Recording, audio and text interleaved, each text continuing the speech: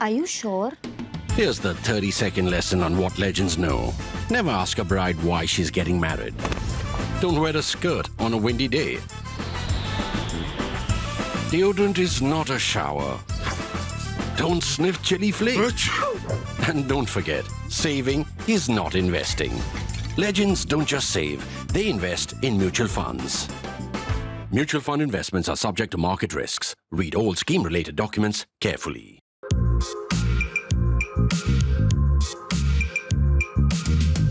Over 3 decades ago, this week, the Babri Masjid was demolished. You probably remember the demolition even if you weren't old enough to witness the shots and footage for yourself.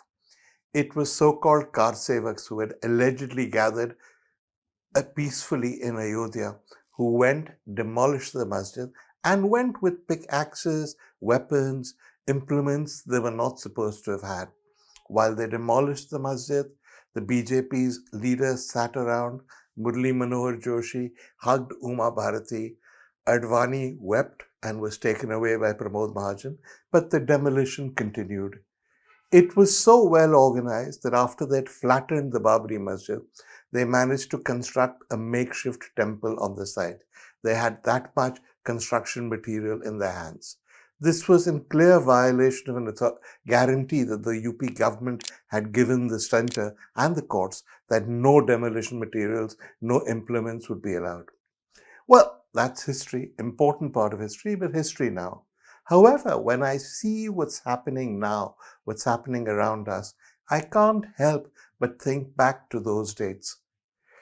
I don't know if you remember, some of you may remember, some of you may not know, the period when the Babri Masjid agitation started.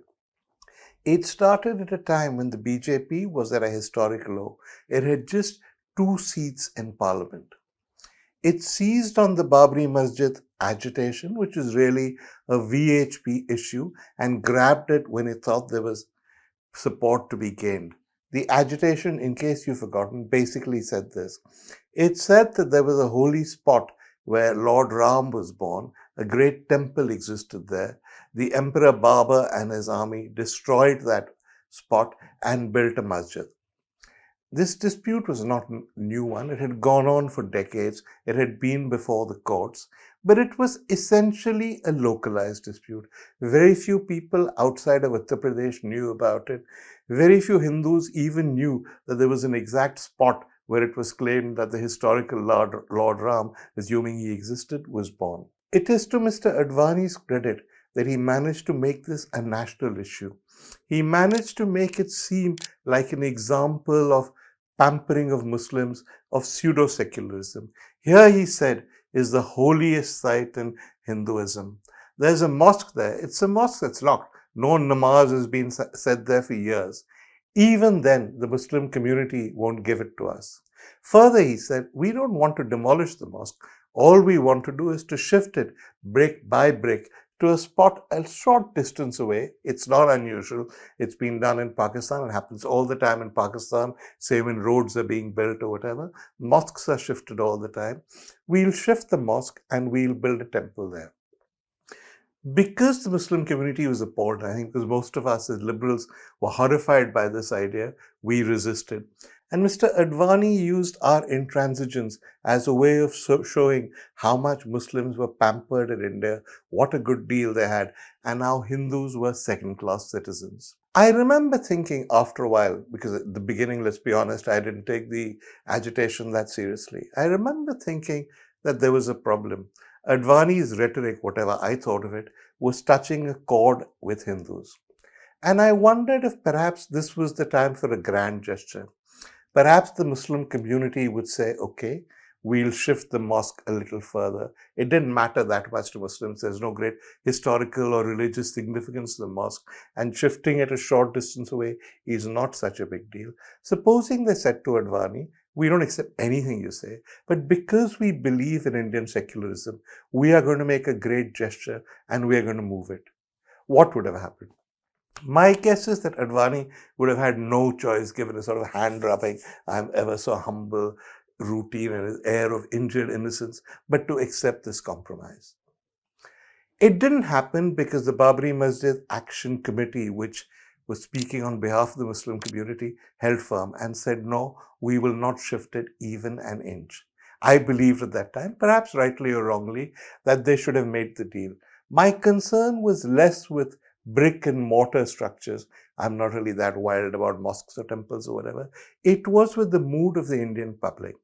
I feared that Advani had successfully caricatured the Muslim community and liberals like myself as people who were anti-Hindu.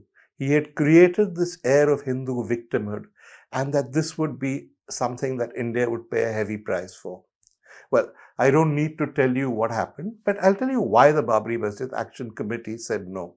They said no because they said, we don't believe Advani, we don't trust him. The original deal, which had been discussed, was that they would move the mosque, and after that, Advani would not raise this issue again. That would be that, and we would go on as we had before. But they said, perhaps accurately, we don't trust Advani. He's created this issue out of nothing. This is what will happen. He will say, yes, yes, great deal, triumph of secularism, go back to his Hindu followers and say, I'm your hero. And then 2 years later, he'll raise Kashi. And 2 years after that, he'll raise Mathura. And on it'll go. The only way to preserve Indian secularism is to tell him, no way, we're not moving. I don't know. Who was right? Was I right? I'm not sure I was any longer. Was the Babri Masjid Action Committee right? I don't know. But it doesn't matter so much, because what happened after that was a series of defeats for not just the Muslim community, but for Indian secularism. The agitation went on. The demolition that I just described took place.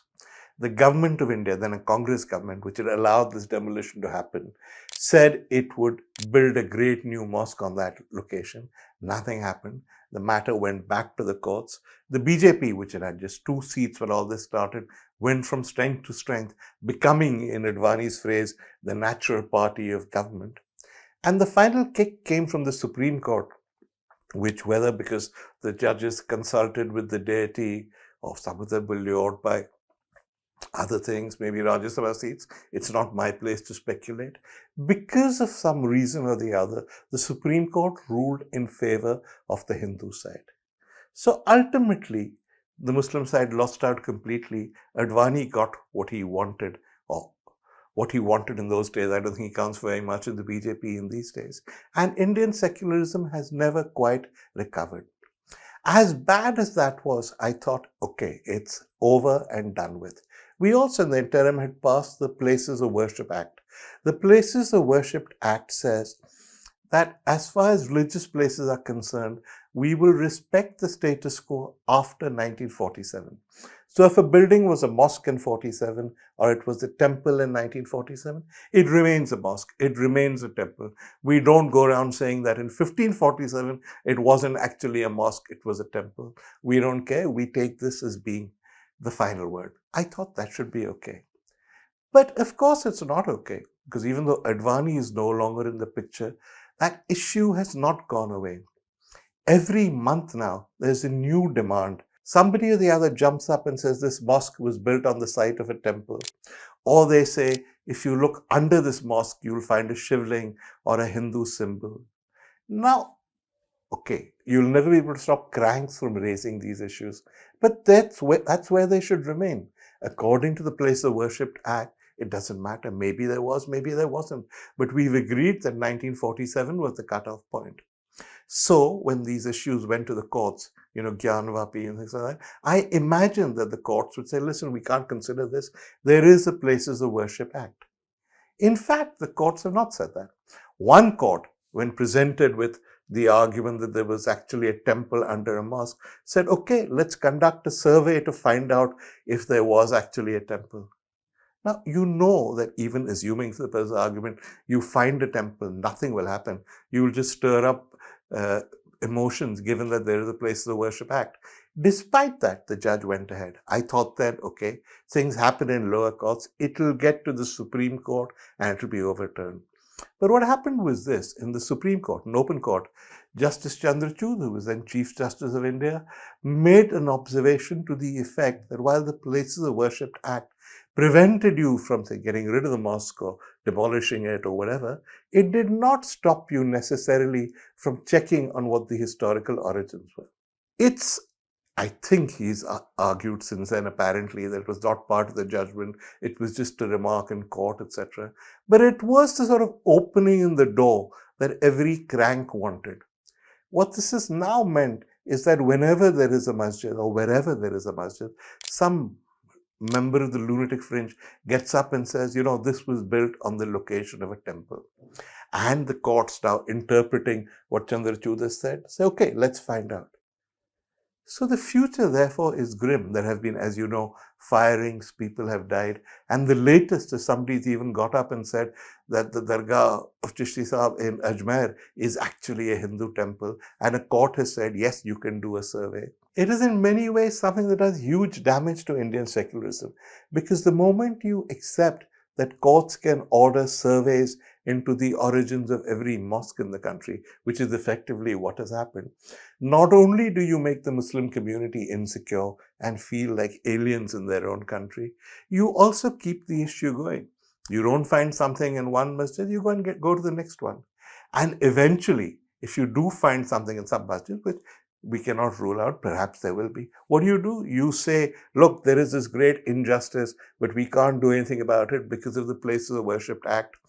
The Sangh Parivar steps in, more passions are inflamed, and eventually they will say, let's repeal the Places of Worship Act.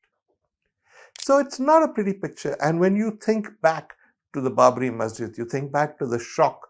I remember the India Today cover said national shame. That was the consensus then. To now, when people say, it may have been regrettable, it may have been unfortunate, it's not such a bad thing. And all of this is happening again.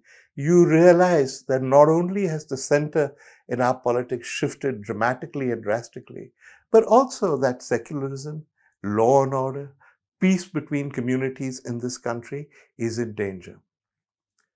Will the court step in and go back on what they've said? I don't know. There's been some encouraging signs from the Supreme Court, so I hope to God the courts say that after the Places of Worship Act, we will not entertain any of this nonsense. But I don't know if that'll be enough either, because I think politicians will continue to inflame passions. Why will they do it? Well, the best reason of all from their perspective, it works. Mr. Advani took the BJP from 2 seats in the Lok Sabha to office. It's now stayed in office, continuing to pick on issues like this. At the moment, when you've got a battered stock market, you've got unemployment, you've got inflation rising, you have high levels of anti-incumbency, what could be a better distraction than a religious dispute to get the communal fires going? Perhaps I'm being pessimistic. Perhaps this won't happen. Perhaps sensible people will step in, and the dark days of the Babri Masjid and the agitation that led up to it, let alone the demolition, will never occur again in Indian history. I don't know. But at the end of it, it depends on you and me. It depends on Indian voters. It depends on whether we say to our politicians, look, there are issues of governance that you should be focusing on. We are tired of all this Hindu-Muslim nonsense. Just do what you were elected to and get India moving again. Seems reasonable, no? But will we? I don't have the answer.